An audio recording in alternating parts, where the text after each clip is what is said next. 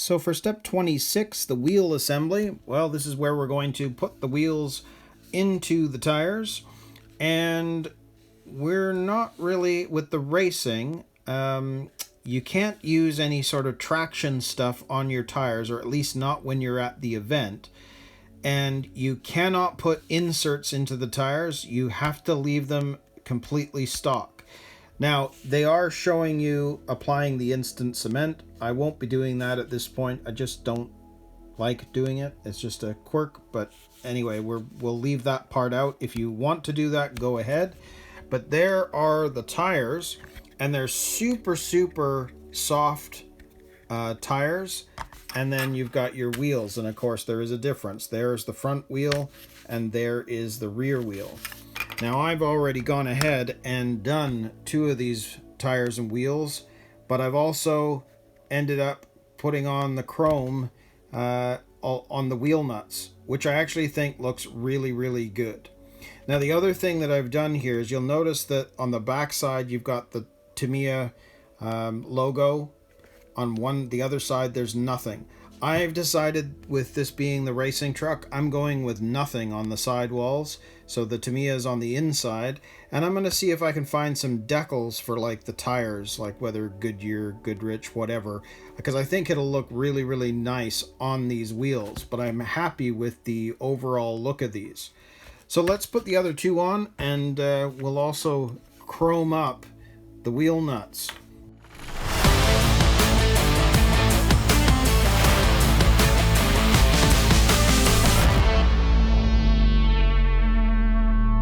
So this is going to be pretty simple. Again, there is the raised lettering for Tamiya. We don't want that, so let's put this in here. And because these are super soft tires, it's really easy to get them onto the wheels themselves. Very cool. There's one. And then of course we've got our rear. Make sure that's not facing out. We want the inside, so let's put those on. There we go. I quite like how soft they are, which means they should have a lot of traction. It might roll a bit, but we'll see. So there we go. So there's the tire. I've got my chrome paint pen, and we're going to chrome up the wheel nuts.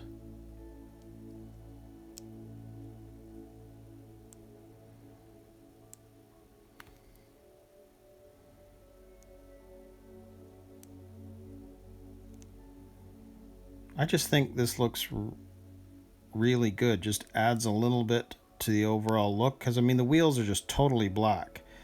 So this adds a little something to it, which I quite like. I just think that jazzes them up a bit.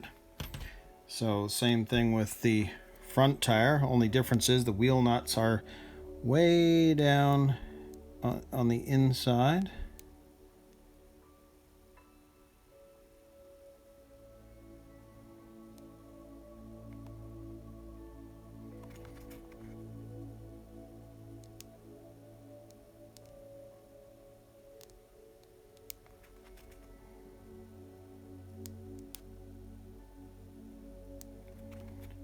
Just like that.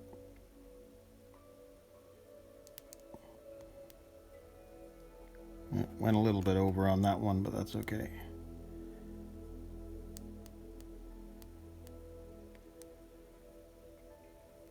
Excellent. So there we go. And I mean, these are the chrome pens that I've got, which I find are really, really good. Different sizes for this as well. So there are our front and rear tires, and then of course there is the other 2 that I've already done. So that means that step 26 is complete. So we're going to move on now to step 27, and we're going to attach the wheels to the chassis. So for step 27, attaching the wheels, well, you can see with the rears we've got to put the it shows the grease, but because we're using ball bearings versus the plastic bushings, I won't be doing that. So we're going to pop in a bearing. Then we've got this pin that's got to go in, which then fits into A7. The A8 piece is an option, but that would be like if you had the wide wheels, like a Porsche 911 or something like that, where the rear wheels are sticking out a little further than the front wheels. We don't have that with the Buggyra, so we are going to be using the A7, and then of course we attach it, so we're going to have to do that on both sides. And then the same thing here. No other choices, because obviously it's the front. We're going to put in the bearing, we're going to put in the pin, put in the hex adapter, and put the front wheels on. So there are the shafts we've got with flange lock nuts and our ball bearings versus the plastic, and there are the 4 hex pieces that we need to attach the wheels. So I'll set this up and we'll put these on. So if we do the rears as shown, we need to put a bearing into the hub, just like that. Then we've got our little shaft, which I'm going to turn the back here just to make sure that it's level. That just makes it easier. And then we're going to slide that on over top, making sure that it fits correctly. Yes. And then we've got our wheel. So our wheel is this one. This one is for the front. That is your rear tire. So we're going to pop that on. And then we've got our lock nut, which we can use either the box wrench or from the Tamiya driver set. You can actually use this instead.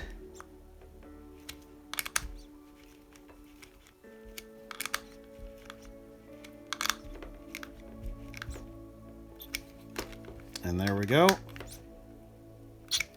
There is one of our rear tires on. So let's do the same thing for the back here. We're going to put in a ball bearing into the hub, squeeze that in. Let's center this out. Put that shaft in there. I just find that's easier because then it makes it easier for you to get these hub pieces on. Make sure that that fits on correctly, which it is doing. Needs a little push, yes.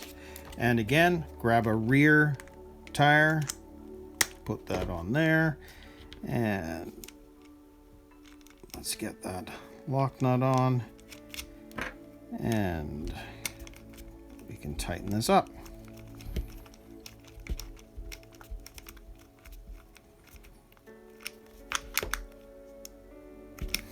So there are the rear wheels installed. Very cool. So now let's work on the front. So same thing again. We need to put a bearing into the hub. Just like that. And we'll center this up. Put the shaft through. Oops.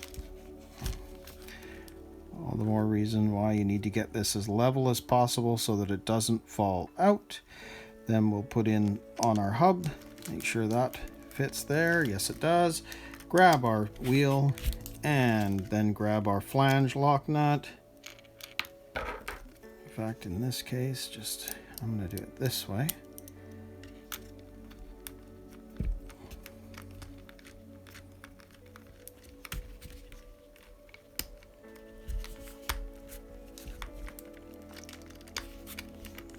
Sliding around. There we go. Amazing how soft the tires are.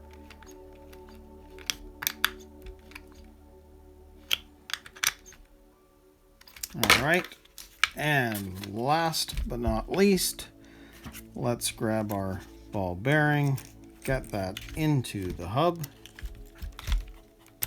Just like that. Center this out. Put the pin in. Grab our hub. There we go. Grab our wheel. And our flange nut. Oops.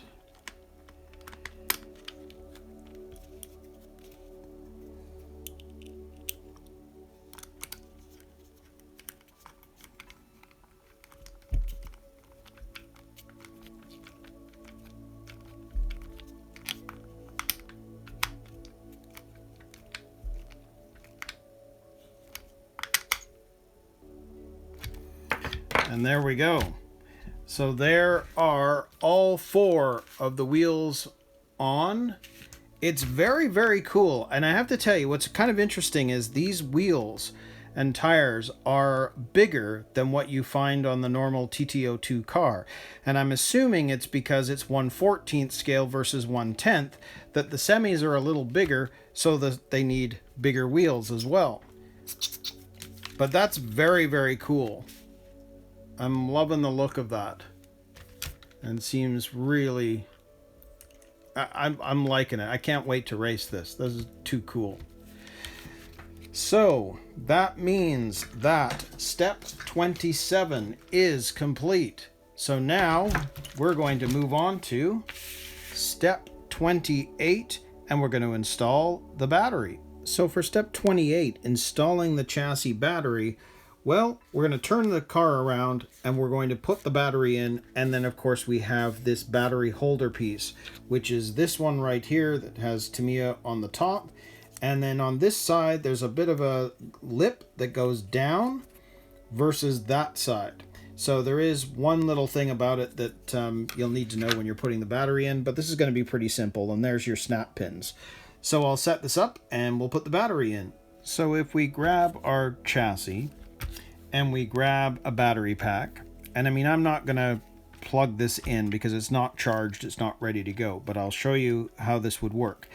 The back end has to be at the back end of the chassis, because if you look at this battery holder, one side has a lip, one side doesn't. So let's say we turn this around and put it this way in. It would be tougher to put in because it's not designed to go that way. And you'll see that if you turn this around, make this back end go all the way back, this now is going to hold in the cables as well so that it's out of the way, and it doesn't mean that the battery is going to move around on you. So all that's going to happen is we can use these snap pins that they are talking about, put them in. Now the battery is in the correct spot, and we can plug this in and you're ready to go. And that's it. So it's a minor thing. You just need to make sure that this is going into the back. This is the front because of the lip. Put her down and put in your pin. And that's it. So very, very cool. We are so close to finishing this build. So what do we have left? Well, looks like where we're at now is the body. And I'm going to be doing a custom body for this kit. So that is the end of the TT01e build series. The rest will be custom design for the Buggyra Fat Fox specifically, but everything up to this point should have helped you with your TT01e. So please let me know if it has, and if you have questions, feel free to reach out. So thank you for watching, thank you for spending the time with me, and until next time, we'll see you in another video.